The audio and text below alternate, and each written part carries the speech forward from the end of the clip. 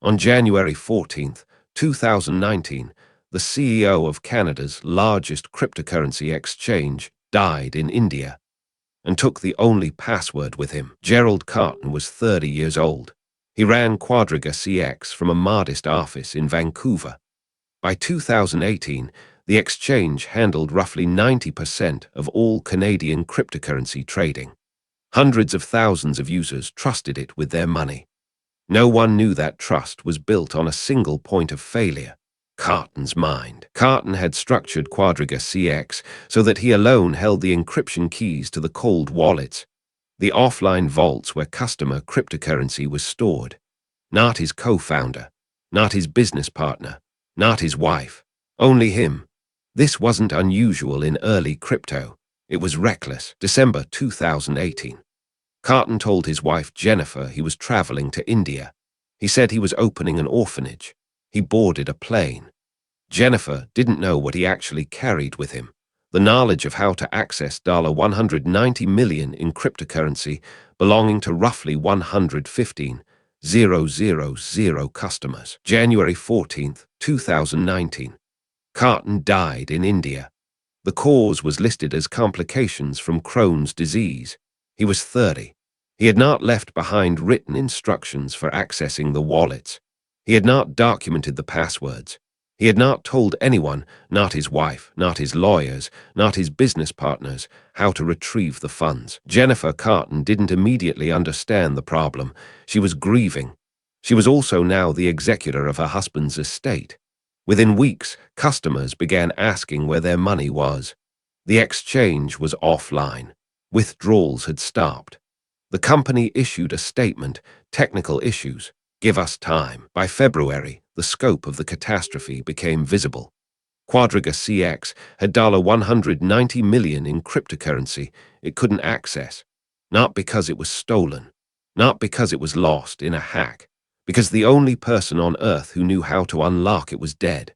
The company filed for creditor protection in Canada. This was the beginning of a years-long legal maze. What happened next was unprecedented in the crypto world. Forensic investigators were brought in. They examined Cotten's devices. They found encrypted drives. They found evidence that Cotten had been operating shell companies. They found evidence that he may have been committing fraud. But they couldn't find the passwords. The cold wallets remained locked. Security experts tried everything: dictionary attacks, brute force attempts. Nothing worked. The encryption was too strong. Cotten had chosen his passwords well, so well that even his death couldn't break them. The $190 million sat in digital vaults, accessible to no one, belonging to everyone. Meanwhile, creditors filed claims. Customers formed groups. Some hired lawyers. Some organized on Reddit. They wanted answers. How much was really in those wallets?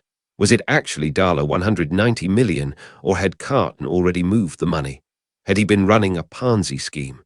The questions multiplied faster than the answers. The investigation into Cotten's conduct revealed troubling patterns. He had transferred funds between accounts in ways that didn't match customer deposits. He had loaned company cryptocurrency to himself. He had operated multiple trading accounts under aliases. Whether this constituted fraud or was simply poor bookkeeping remained ambiguous. By 2020, the bankruptcy process was still crawling forward.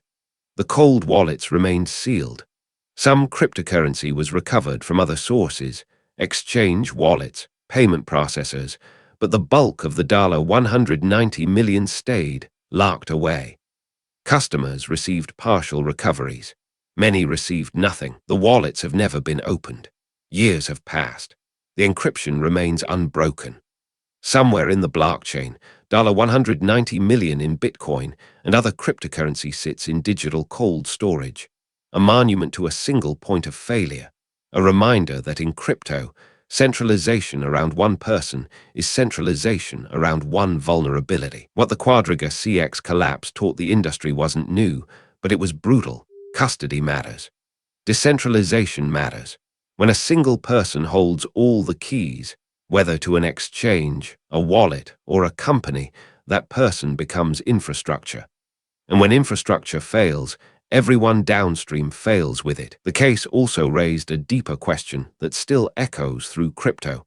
Was Cotten's death accidental, or was there more to the story? Conspiracy theories emerged. Some believed he faked his death. Others believed he deliberately kept the passwords secret, planning to return and reclaim the funds later. No evidence has ever supported either claim. What we know is this: a man died. A company collapsed. $190 million in customer assets became unreachable. The legal battles continued for years. Some customers eventually recovered portions of their funds. Others lost everything. The cold wallets, as of now, remain locked. QuadrigaCX became a case study in what not to do. It showed how cryptocurrency's decentralized promise could be undermined by centralized human failure. It showed why redundancy matters, why documentation matters, why no single person should ever be a single point of failure for anyone else's money. Today, exchanges have learned from QuadrigaCX. Most use multi-signature wallets. Most distribute key management across teams. Most maintain insurance. But the lesson was expensive. It cost 115,000 people their money to teach the industry a basic principle of security architecture. The QuadrigaCX wallets may never be opened. They may remain locked until cryptocurrency itself becomes obsolete. They stand as a digital monument to a specific failure. One person, one password, one death, and $190 million that vanished not because it was stolen, but because no one else knew where it went. This video is for educational and informational purposes only and is not financial advice. Always do your own research. Subscribe. We investigate the next collapse every week. This video is for educational and informational purposes only and is not financial advice. Always do your own research.